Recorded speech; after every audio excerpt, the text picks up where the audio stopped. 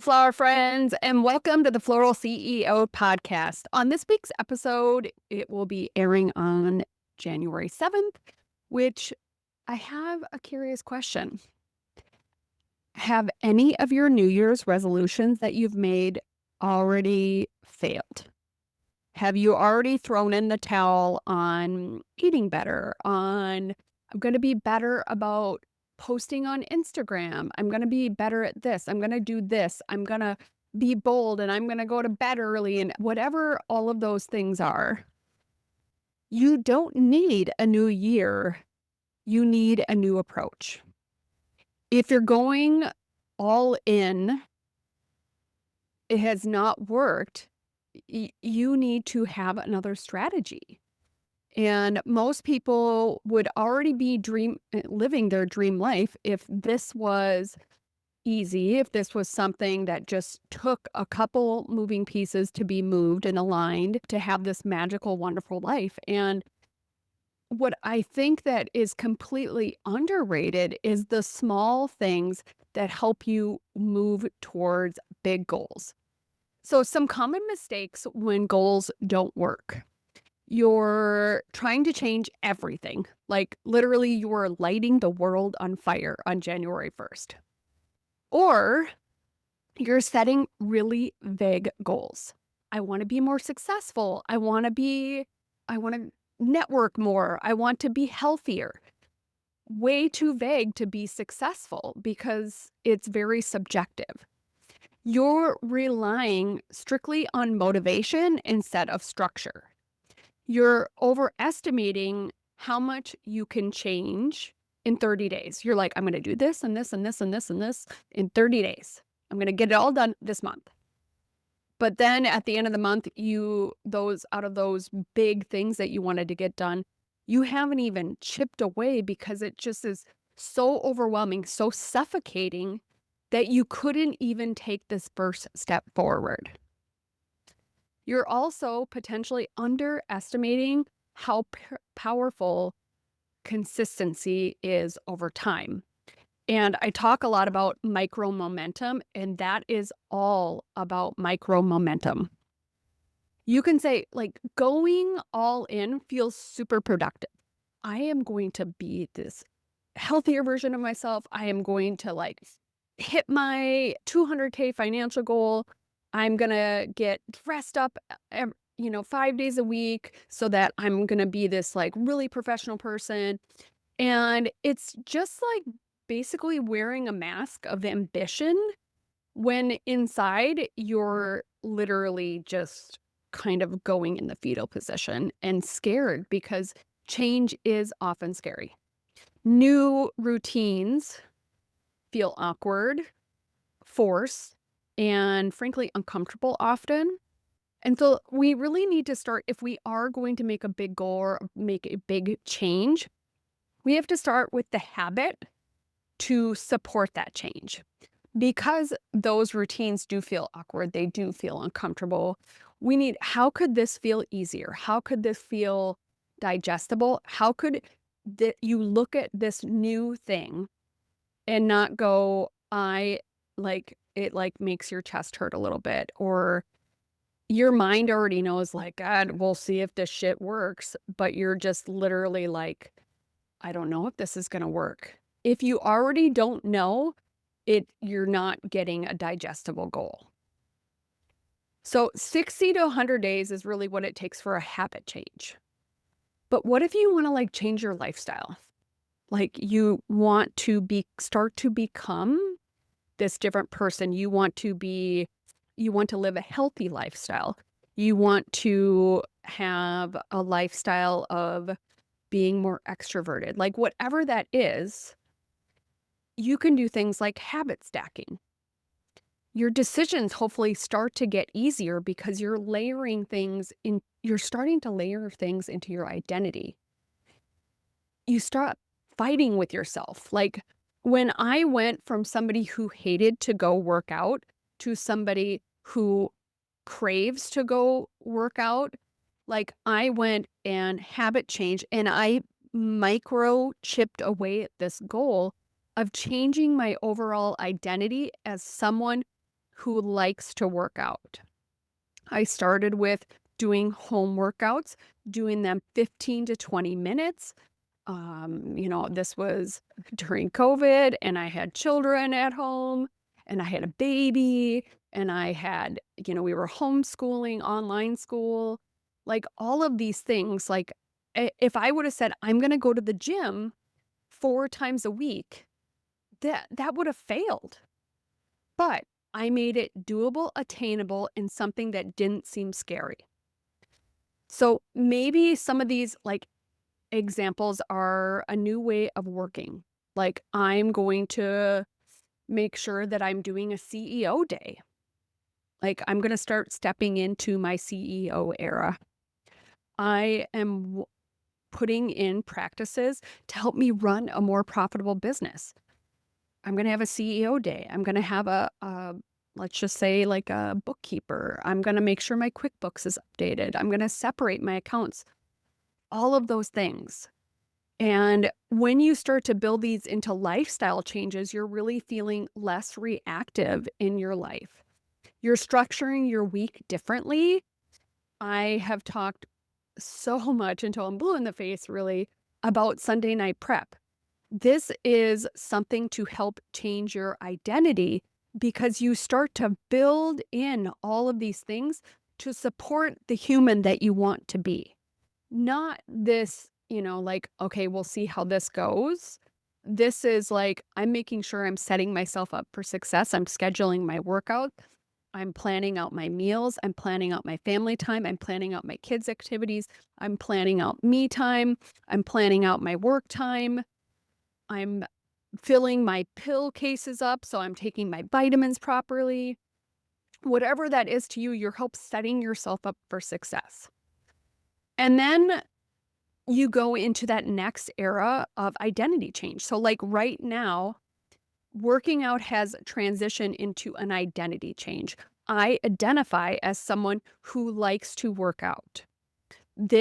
I went from home workouts to working with a trainer that I did at-home workouts during COVID that were 45 minutes long.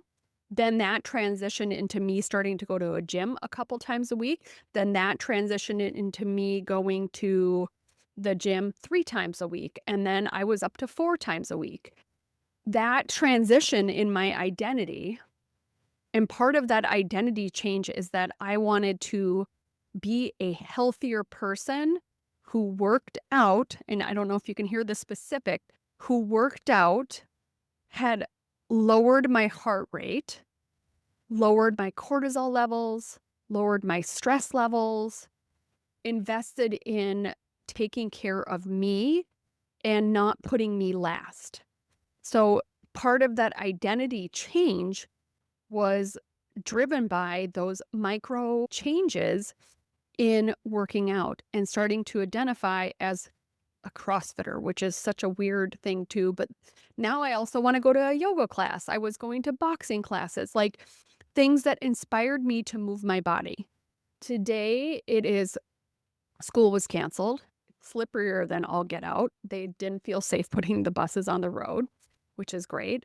But I have a rowing machine. And so I went on the rowing machine and I did 20 minutes on the rowing machine.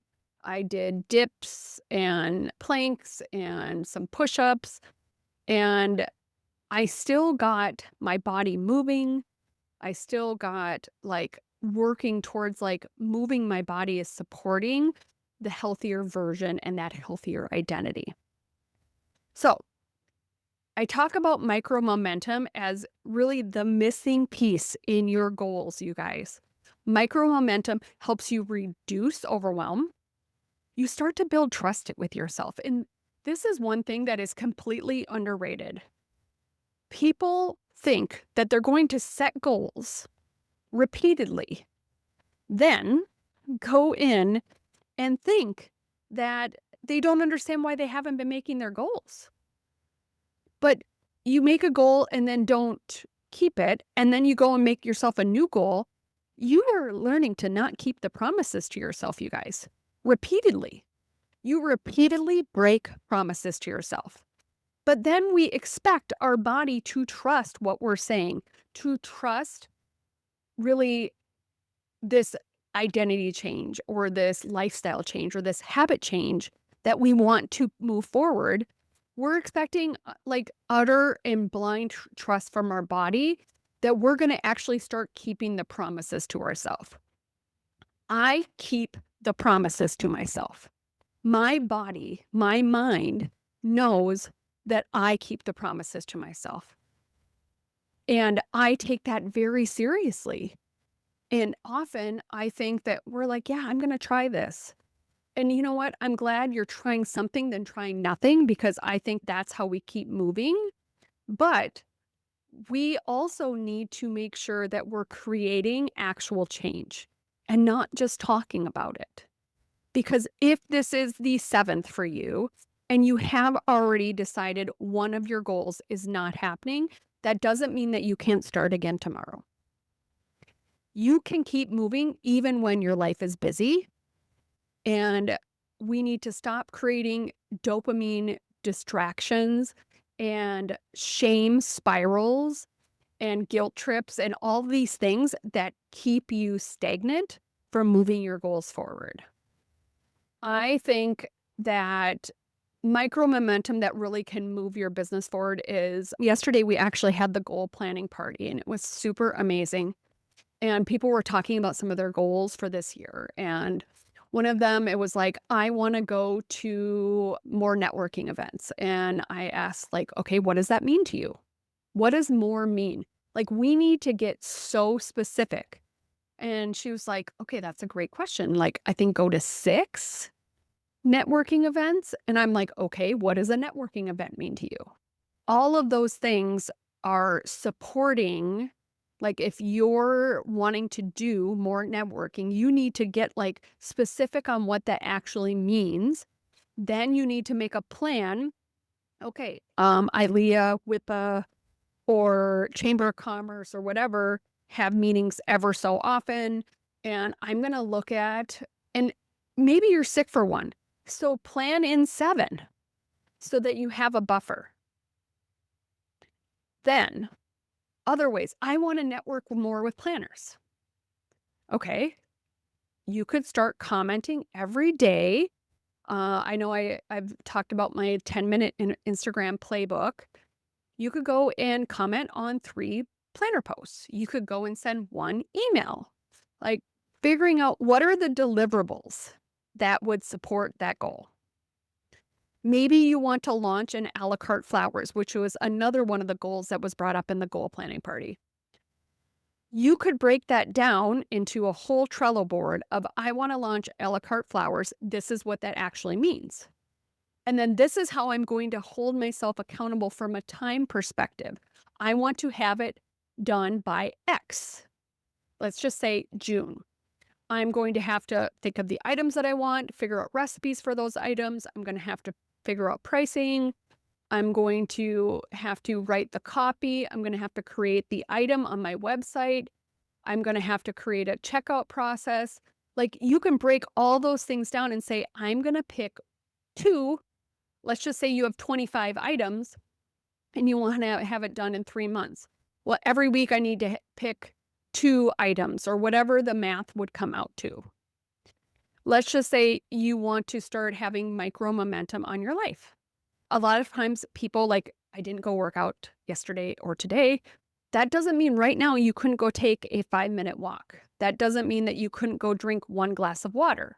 You couldn't, maybe if you're trying to get more sleep, make sure that you're setting an alarm to start winding down at a certain time. You could lay out your clothes for the next day so that you're not panicking in the morning trying to figure out what you're going to wear. One honest check-in with yourself, it can mean so much, because if something feels hard, dig in why. Why do I think I already failed at this goal? Did I make this goal too big, too hard? What could I do to change how I look at this goal or how I attack this goal, how I break this goal down so that it actually feels digestible? And this all or nothing mentality, I'm either, really diving into this and I'm going all in. I am so all in. But, we're literally sideswiped by perfectionism. If you're neurodivergent, which I am with having ADHD, I love this recent reel when somebody's trying to do their dishes and they actually hook themselves to the dishwasher and you can see her like walking away and she got like pulled bungeed back to the dishwasher. That is so true when you are neurodivergent. It is harder to stay on task, but that's how putting a plan together, making that plan digestible is so critical. And then also making the decisions and really diving in to making that successful upfront. People easily get decision fatigue. You're like, I can't make another decision today. I had to decide this and I had to decide this and I had to decide what I'm wearing. I had to decide, all these things. What if you made decisions on Sundays and then you just ran and operated your life? What if you made your decisions on how you're going to handle a whole big project instead of every time something came up, you have to sit and reflect? Every time that your brain has to go and be sideswiped, you're taking yourself away from actually executing. So save all the decisions for at once.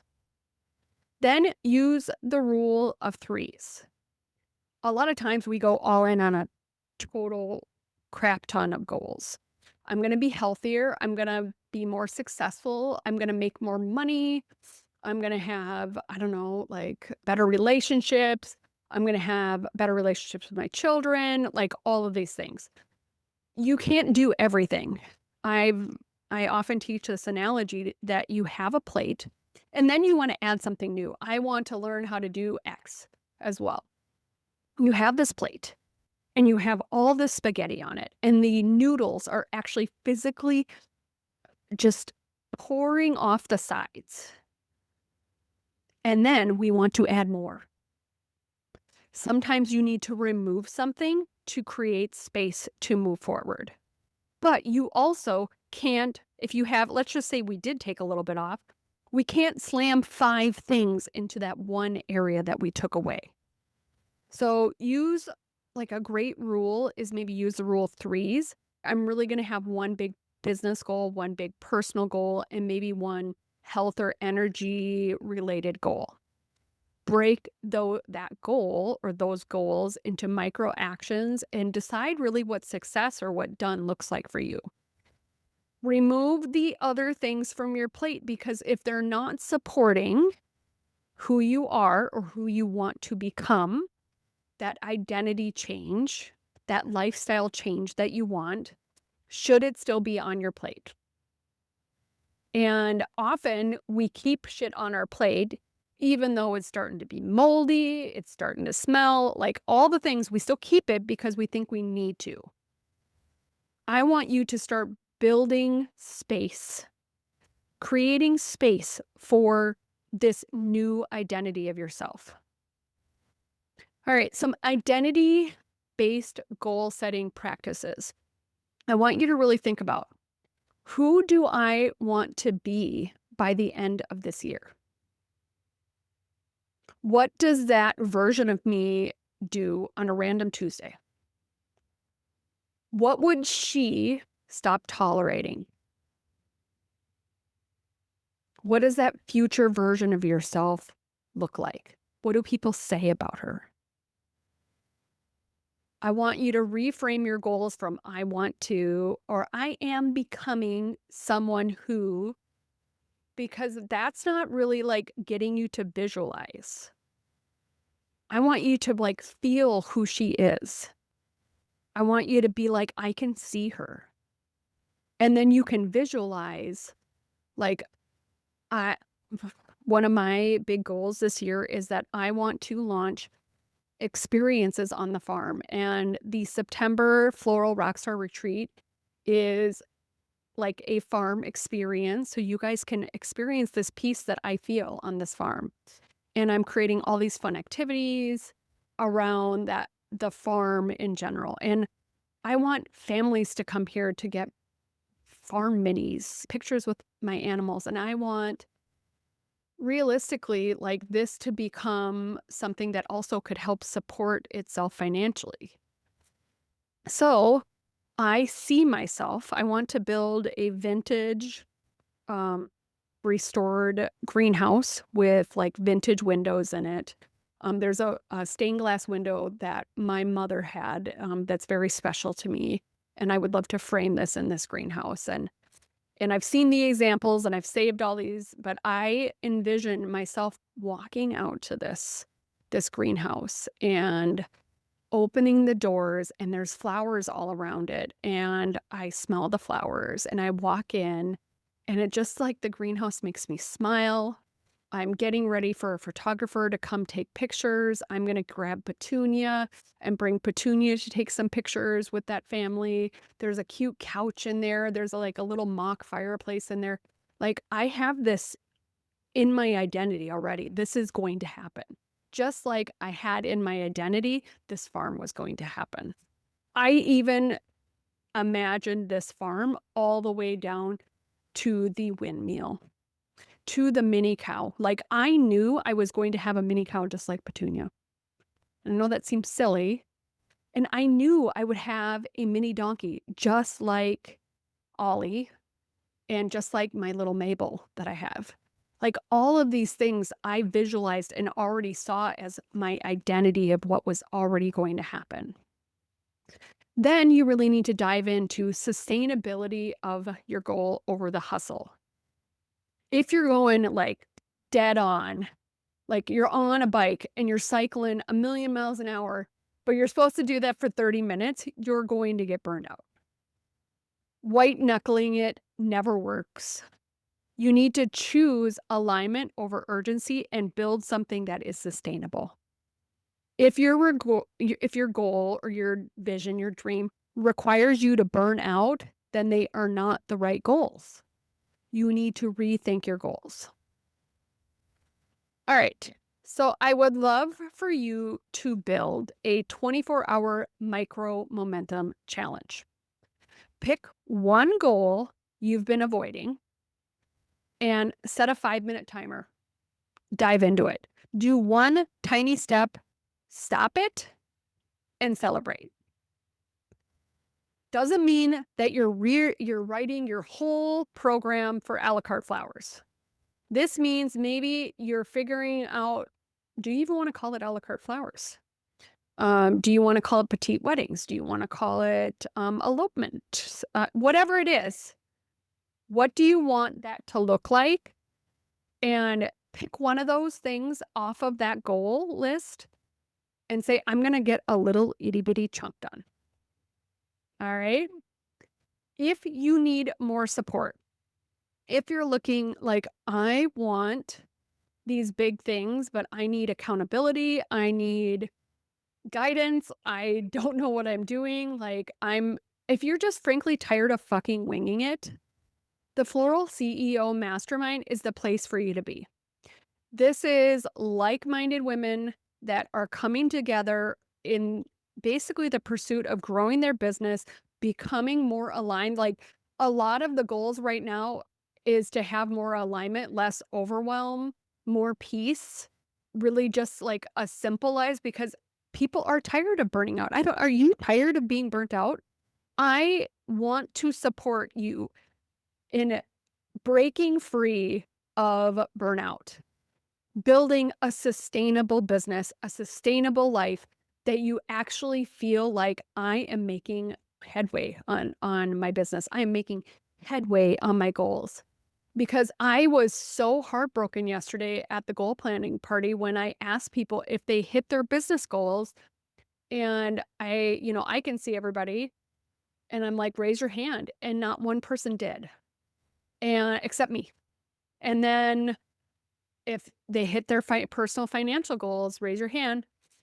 Only me. I don't want that for you anymore. I am so passionate about people paying themselves, about people having a life that they don't feel like shit. And now is your time. Go check out floralceo.com floral.com/mastermind.